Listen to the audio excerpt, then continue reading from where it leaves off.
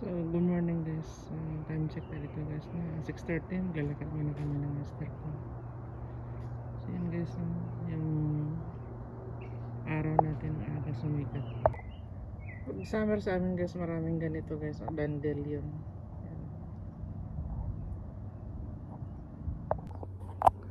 Good morning ulit guys. So, araw ng Sabado dito, maglalakad na tayo para exercise.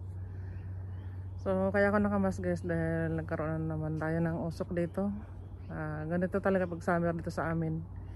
Nagkakaroon ng forest fires. Kaya yung mga may asthma kailangan magmas. So guys, punta tayo doon sa titingnan natin yung transmission line.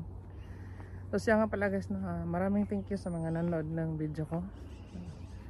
Maraming salamat sa inyo, sa mga nag-shoutout sa akin. Thank you sa inyo. Vlog lang tayo guys, continue lang tayo. Wala nakakaalam kung kailan umangat yung channel natin. So dito sa amin guys, summer na. So minsan 34 degrees, 35 degrees. So pataas yung init sa amin. Pero ano lang naman yan guys, temporary lang naman yan. Naman talaga yung permanente yung init na yan, kaya ingat lang din tayo. Inom lang tayo ng maraming tubig.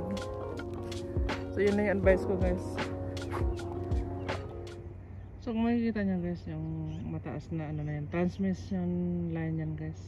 Diyan nakakonect lahat yung mga kuryente namin, kuryente ng bahay, kaya yan, bawal lapitan guys kasi yung kuryente yan dyan.